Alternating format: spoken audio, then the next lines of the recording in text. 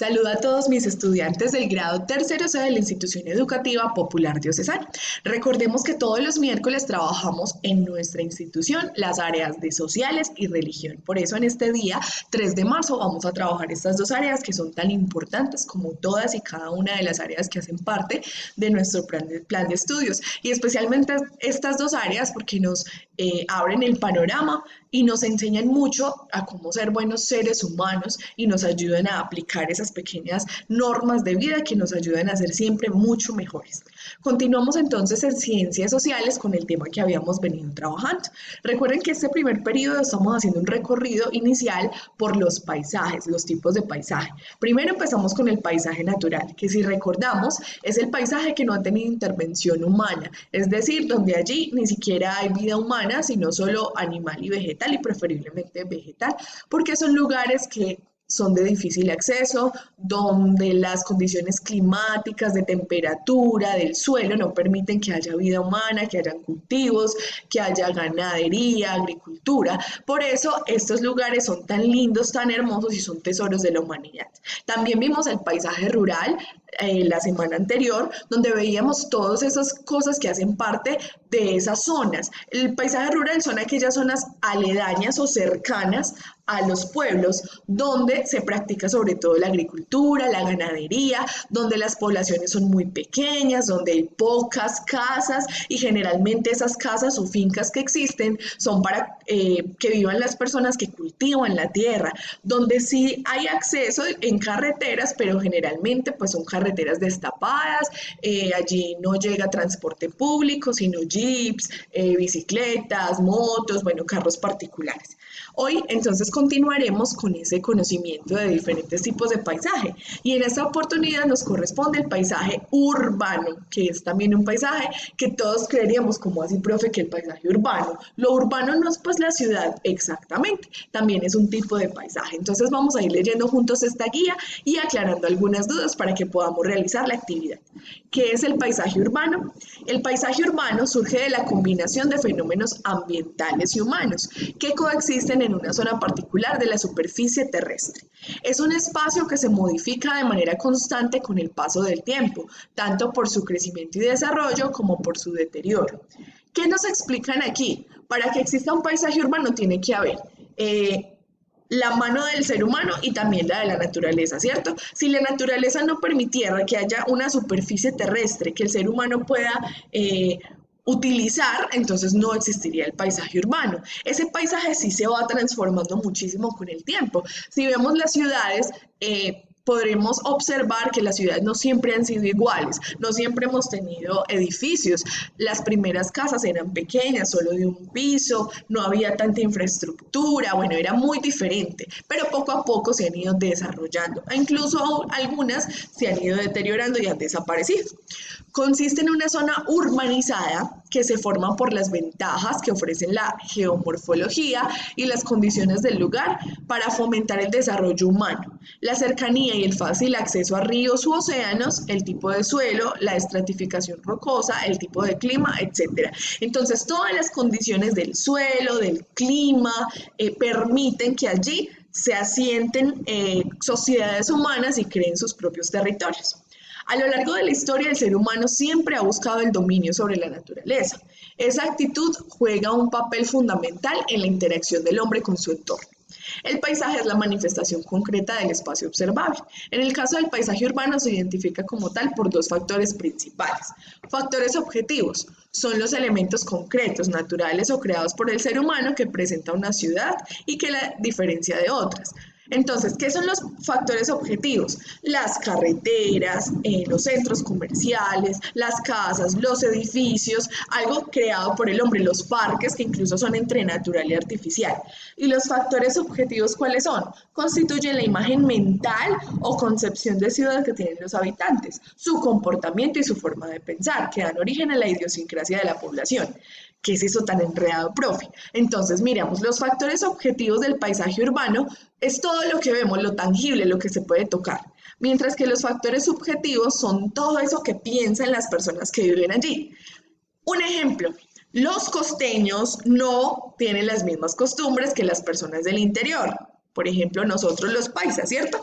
Los costeños, ¿qué comen? Pues lo que se puede cultivar allí, lo que se puede dar allí. Comen mucha comida de mar. Nosotros pues difícilmente accedemos a ella porque no estamos ahí cerca del océano, mientras que ellos sí. Nosotros tenemos que comer ¿qué? Pues la comida que tenemos aquí presente en nuestro territorio, la bandeja paisa, el chicharroncito, la carnita, los frijolitos, ¿cierto? Entonces, empezando por eso, ya somos diferentes. También la forma de vestir. ¿Cómo se viste una persona de la costa? Pues se viste muy tranquila, muy relajada, muy aireada, mientras que nosotros los del interior, pues como aquí hace un poco más de frío, nos vestimos más abrigados. Y si nos vamos al extremo de una zona muchísimo más fría, como Bogotá, ¿cierto? Allí más abrigados todavía porque es más alto la ubicación de la población, entonces son más bajas las temperaturas. Bueno, esos dos grupos de factores se interrelacionan de manera inseparable para conformar un paisaje urbano. Características del paisaje urbano. Mira, aquí vemos, por ejemplo, un paisaje urbano en Nueva York. Este sí es supremamente urbano, vemos estos rascacielos. Ciudades como Nueva York tienen una altísima densidad de población. Entre las principales características del paisaje urbano se encuentran, entonces ya aquí vamos a mirar cuáles son esas características. La densidad de la población, a pesar de que la cantidad de habitantes varía de una ciudad a otra, hace referencia a un gran número de personas que viven en cercanía. Recuerden que en el paisaje rural quienes vivían, muy poquitas personas, solo quienes cultivaban la tierra o quienes hacían trabajo de campo, ¿cierto? Mientras que en las ciudades sí vivimos muchas personas y en las ciudades muy grandes, metrópolis, sí que viven muchísimas más personas, por eso hay tantos edificios, porque de manera vertical pues caben más personas, mientras que de manera horizontal cabemos menos en el planeta.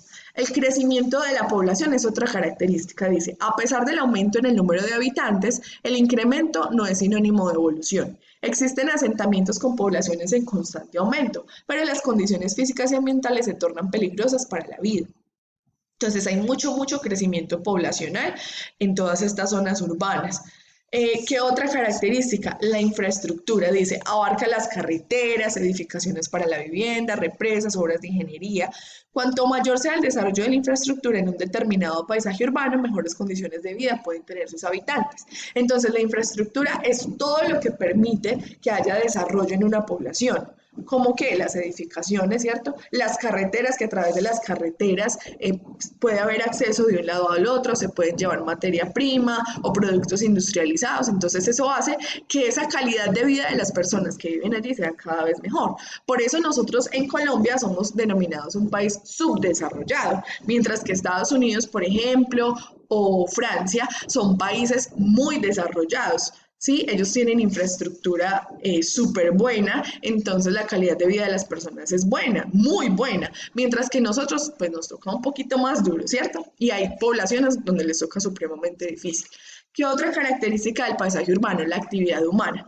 Consiste en la producción económica de los 5 sectores, primario, secundario, terciario, cuaternario y quintiario. Más adelante les explico estos primeros 3 sectores de la economía, que resulta clave para la evolución del sistema urbano. Esta actividad económica está condicionada por las políticas de Estado. Entonces, la actividad humana es la que se desarrolla en cada región. Por ejemplo, Dos Quebradas es un municipio industrial. Como ustedes pueden ver, hay muchas fábricas como La Rosa, como La Niña, como Nicole. Bueno, todas estas fábricas determinan mucho la actividad económica que realiza la población que vive allí en ese territorio. Lo mismo en otras poblaciones diferentes, ¿cierto? Por ejemplo, aquí en Santa Rosa hay algo que se llama la cooperativa de caficultores y allí pues ¿cuál es la actividad económica que se realiza? La compra y venta de café. Y lo mismo pasa en diferentes ciudades. Bueno, ¿qué otro elemento? La geografía de la zona. Abarca diferentes condiciones como el tipo de suelo, muy importante para la producción de alimentos, el acceso al agua potable, la edificación de los caminos y de las casas, que permiten que un asentamiento humano se desarrolle y evolucione hacia un sistema urbano. Entonces, la geografía, ¿qué es la geografía? Pues entonces es el territorio donde se ubica la población. ¿Eso qué permite? Pues que haya explotación de los suelos, que pueda haber producción económica, que pueda haber agua potable. Todo eso permite el desarrollo de las sociedades. Aquí nos dan unos ejemplos de paisaje urbano que solamente los coloqué allí para que ustedes puedan ver. Miren esto tan gigante que dice, muchas ciudades se establecen en la costa como Vancouver. Miren, acá vemos el mar y vemos esta ciudad que está ahí súper costera y podemos observar que allí entra muchísimo comercio. Algunos ejemplos de paisaje urbano son Nueva York. La ciudad se encuentra en la isla de Manhattan en Estados Unidos. Surgió como una importante ciudad portuaria en la época colonial y continúa siéndolo en la actualidad, debido a que tiene uno de los mejores puertos naturales del mundo que permite la llegada de barcos de todos los tamaños. Entonces, Nueva York en Estados Unidos, ¿cierto?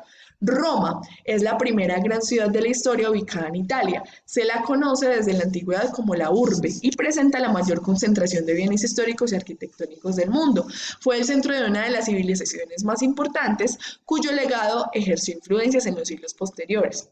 Bueno, también tenemos Vancouver, la ciudad portuaria ubicada en Canadá. Es una de las de mayor densidad poblacional y de diversidad étnica en el mundo. Además de su puerto natural, está rodeada de montañas. Se caracteriza por ser uno de los lugares más caros y con mayor seguridad debido a su bajísima tasa de criminalidad.